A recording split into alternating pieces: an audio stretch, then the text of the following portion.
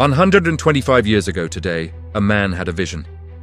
A vision so pure, so revolutionary, that it would create the greatest football club the world has ever seen. But what if I told you, that vision is dead? What if the very foundation that Joan Gamper built on 29th of November 1899 has been systematically destroyed by the people who claim to protect it? Before I reveal the 5 shocking betrayals that would make the founder turn in his grave, you need to hit that subscribe button on Cyberboot, because what you're about to discover will change how you see FC Barcelona forever. This isn't a celebration, this is an expose. November 29th, 1899. Inside the Soleil Gymnasium in Barcelona, 11 men gathered around a Swiss immigrant named Joan Gamper. They didn't have money, they didn't have a stadium, they didn't even have a proper football. But they had something more powerful than all of that combined. They had an idea. Gamper stood before those men and proposed something radical for its time. A football club that would represent more than just sport.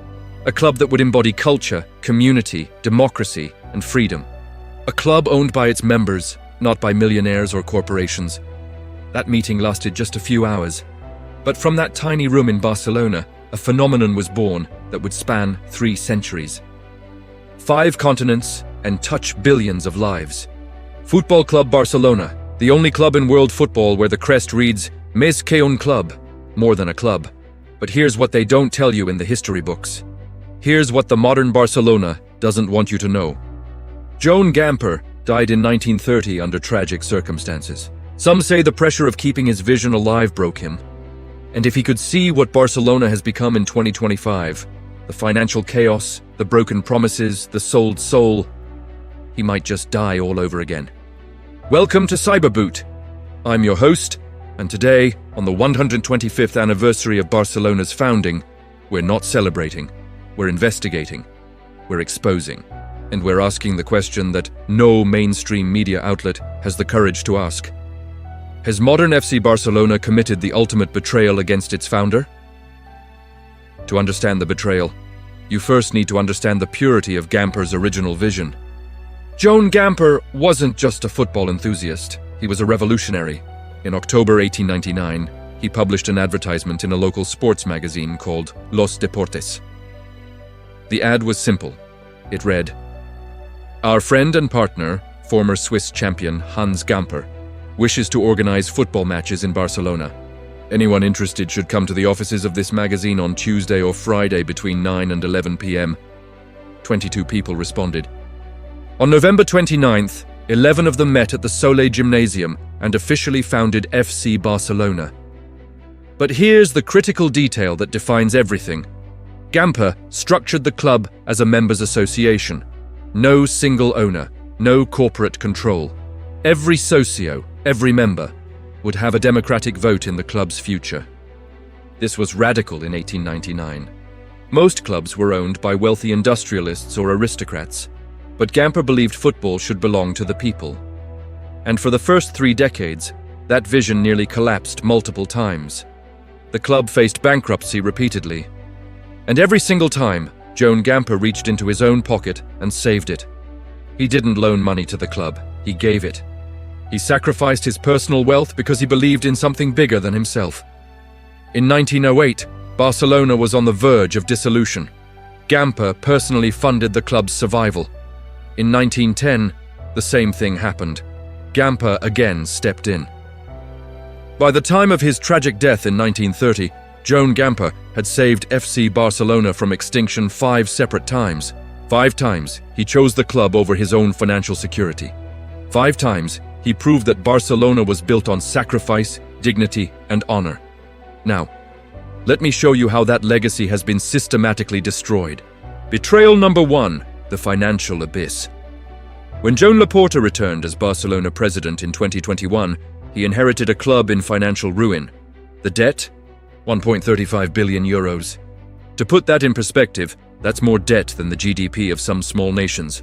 That's enough money to buy Kylian Mbappé, Erling Haaland, and Jude Bellingham, and still have 400 million left over. But here's where it gets worse. Instead of implementing austerity measures and rebuilding responsibly like Gamper would have done, the current board activated what they called financial levers. Financial levers. Sounds sophisticated, doesn't it? Sounds like smart business. Let me translate. They sold the club's future to pay for today. Lever 1. Barcelona sold 25% of their La Liga television rights for the next 25 years to an American investment firm called 6th Street for $667 million. Think about that. For the next quarter century, Barcelona will only receive 75% of their TV money. They traded long-term stability for short-term survival. Lever 2. They sold 49% of Barca licensing and merchandising to another investment group for $200 million.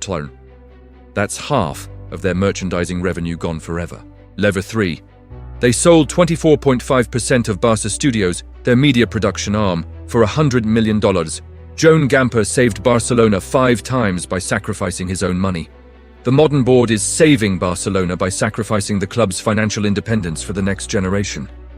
But wait, it gets even more sinister, because even after selling off these assets, Barcelona still carries over $145 billion in debt, thanks to the Espai Barça project. We'll get to that nightmare in a moment. I want to know your opinion. Are these financial levers smart business, or a betrayal of the club's founding principles? Drop your answer in the comments below. And make sure you're subscribed to Cyberboot, because we're just getting started. Betrayal number 2, the death of La Masia. Masia Club wasn't just a slogan, it was a philosophy. And the heart of that philosophy was La Masia, Barcelona's legendary youth academy. From 2008 to 2012, Barcelona's starting 11 in major matches was often composed of 7 La Masia graduates. 7 players who grew up in the system, who understood the culture, who embodied tiki-taka from childhood.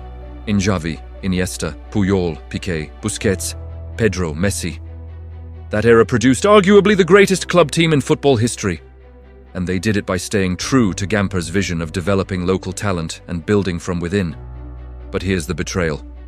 In 2017, Barcelona paid Liverpool $160 million for Philippe Coutinho. He flopped. In 2018, they paid Borussia Dortmund $135 million for Ousmane Dembélé. Injury-prone, inconsistent. In 2019, they paid Atletico Madrid $120 million for Antoine Griezmann. Wrong fit, sold at a loss. In 2022, they paid Leeds United $55 million for Rafinha. In 2025, they're still paying installments on Robert Lewandowski, Jules Koundé and others. According to multiple financial reports, Barcelona currently owes other clubs over $150 million in outstanding transfer fees. That's money they've already spent on players, but haven't paid for yet. Meanwhile, La Masia talents like Alex Moriba, Alex Collado, and others have been pushed out or marginalized because the club can't afford their wage increases. Do you see the perversion of the philosophy? Gamper built a club that developed its own stars. The modern Barcelona buys stars it can't afford and sells the youth products that represent the club's soul. In 2023, Barcelona sold a 30% stake in a teenage player named Alex Moriba's economic rights to an investment fund just to generate cash. They're literally selling children's futures to balance the books. Here's my question for you. Can Barcelona still call itself Masia Club when it treats La Masia products as financial assets instead of cultural treasures? Tell me in the comments. I'm reading every single one. Betrayal number 3, the desecration of the sanctuary, Camp Nou. For decades, it wasn't just a stadium, it was a fortress, it was a cathedral. It was the spiritual home of Catalan identity. During Franco's dictatorship, when the Catalan language and culture were banned, Camp Nou was the one place where Catalans could express themselves freely. They could wave their flags, sing their songs, and assert their identity without fear. Camp Nou represented resistance, it represented freedom, and now it's being demolished. Well, not demolished entirely. Renovated is the official term. The Espai Barça project promises to transform Camp Nou into a state-of-the-art 105,000 capacity superstadium. Cost? 1.5 billion euros. But here's the part they don't advertise in the glossy marketing videos. The primary motivation for this renovation isn't fan experience. It isn't preserving history. It isn't honoring Gamper's legacy. It's corporate revenue. According to the club's own financial projections, The new Camp Nou will feature over 400 VIP suites and luxury hospitality boxes, more than double the current number. These premium seats will generate hundreds of millions in additional revenue annually. Because nothing says club of the people like pricing out working-class socios in favor of corporate executives in 10,000 per match luxury boxes, right? Meanwhile, while the construction drags on, already delayed and over budget, Barcelona is playing their home matches at the Olympic Stadium, a soulless, athletics-focused venue that feels nothing like Camp Nou. The fans, the socios who own this club, are suffering through substandard matchday experiences so that the board can build a corporate money printing machine. Joan Gamper built the club's first grounds with his own hands and his own money. He created spaces where the community could gather. The modern board is destroying that sanctuary and replacing it with a monument to corporate greed. And the most tragic part, they're funding it with more debt. $1.5 billion that will hang over the club for decades. Debt that will force future boards to make even more compromises, sell even more assets, betray even more of Gamper's principles. It's a vicious cycle. And it started with one decision: choosing money over legacy. Betrayal. Number 4, the Barça Studios disgrace. This one is technical, but it's absolutely critical to understanding the depth of the betrayal.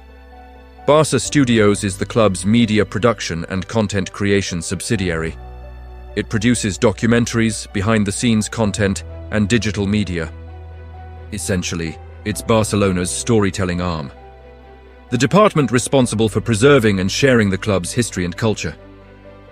In 2022, desperate for cash to register new signings under La Liga's financial fair play rules, Barcelona sold 24.5% of Barça Studios to Orpheus Media for $100 million. A few months later, they sold another 24.5% to Socios.com for an additional $100 million. That's 49% of the club's media production, the guardian of its story, now owned by external investment groups. But here's the scandal that nobody talks about. According to investigative reports from Catalan journalists, the Spanish tax authorities and La Liga questioned the valuation of Barça Studios. They claimed the sales were artificially inflated to circumvent financial fair play regulations. In other words, Barcelona may have lied about the value of Barça Studios to generate fake revenue on paper. Let that sink in. The club, founded on honor and democratic principles, is being investigated for financial fraud. Joan Gamper resigned as president twice because he refused to compromise his integrity. He walked away from power rather than betray his principles.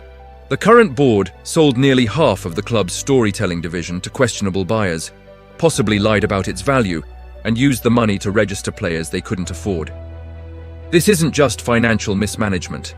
This is the systematic selling of Barcelona's soul. So here we are, November 29th, 2025, 25 years after Joan Gamper's dream began. 5 betrayals. Selling the club's financial future through reckless levers and accumulating $145 billion in debt. 2. Abandoning La Masia's philosophy by spending hundreds of millions on transfers while selling youth products for cash. 3. Demolishing Camp Nou's soul to build a corporate revenue machine. 4. Selling 49% of Barça Studios and potentially committing financial fraud. And the 5th betrayal, the one we haven't discussed yet, the betrayal of dignity. Joan Gamper's final years were tragic. Financial pressure, personal loss, and the weight of keeping Barcelona alive consumed him. In 1930, at just 52 years old, he took his own life. Some historians believe the stress of protecting his vision from those who would exploit it played a role in his death. Today, FC Barcelona is a global laughingstock, a club that can't register its own players, a club investigated for corruption scandals, a club that plays in a temporary stadium while drowning in debt. The dignity that Gamper fought and died for? Gone. Replaced by desperate financial schemes, corporate sellouts, and public humiliation. So here's my final question for you, and I need you to answer this in the comments. Do you believe the current Barcelona board was driven by necessity or by shocking disrespect for Joan Gamper's founding vision? Is this financial crisis an excuse or a betrayal? 125 years ago, Joan Gamper created something beautiful, something pure, something that transcended football. Today, on the anniversary of that dream, we need to ask ourselves, is FC Barcelona still Masia club? Or has it become just another corporate entity, no different from Manchester City's oil money or Chelsea's oligarch billions? Before you go, I need 3 things from you. Hit that subscribe button on Cyberboot right now. We're the only channel brave enough to tell these uncomfortable truths. The mainstream media won't touch this story because Barcelona is too big, too powerful, too sacred. But we're not afraid. Subscribe and join the community that demands truth in football. Smash that like button if you believe Joan Gamper deserves better than this. Show me that you care about football history, football integrity, and football soul. Get in those comments and answer my questions. Are financial levers smart business or betrayal? Can Barcelona still claim Masia club after selling La Masia's future? Is the current board driven by necessity or disrespect? I'm reading every single comment. This is your channel as much as it's mine. Let's build the most informed, passionate football community on YouTube. Joan Gamper gave his life for this club. The least we can do is hold the current guardians accountable. This has been Cyberboot. Stay informed, stay passionate, and never forget where we came from. Because if we forget our history, we're doomed to repeat its tragedies. I'll see you in the next one.